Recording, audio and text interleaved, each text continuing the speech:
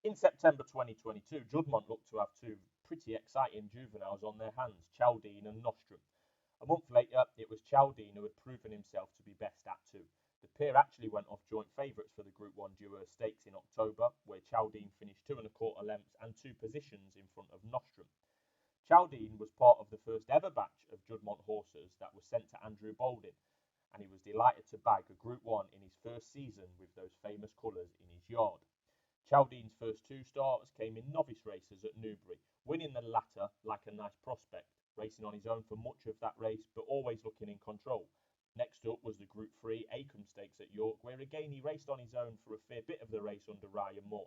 Had to do plenty of work in the long straight, but held on really gamely under a sustained challenge from both sides. The further that he went that day, the better he stayed.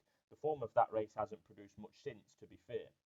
The Champagne Stakes was next, where just 3 runners turned up, typically tactical, and again Chaldean was up with the pace and power clear in the final furlong. A tactical trend was developing. A Group 3 in the bag, a Group 2 in the bag. All roads now led to the Group 1 Duo Stakes over 7 furlongs at Newmarket. It looked like a decent renewal on paper and raced like one. The market couldn't split the Juddmonte pair, with Chaldean and Nostrum going off 5-2 joint favourites. Yet again, Chaldean led, controlled, battled and won.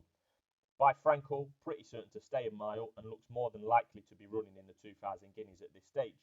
Balding went straight to the Guineas without a prep run with his 2000 Guineas winner Kamiko 3 years ago, so may or may not see a prep run for Chaldean before May. He's 8-1 currently and a real contender on everything we've seen so far. That much is obvious. He will stay, he's tactically versatile, and I think he's likely to run. Possible question mark over potential quick ground at Newmarket in May. That's the only negative I can find at this stage. A real contender.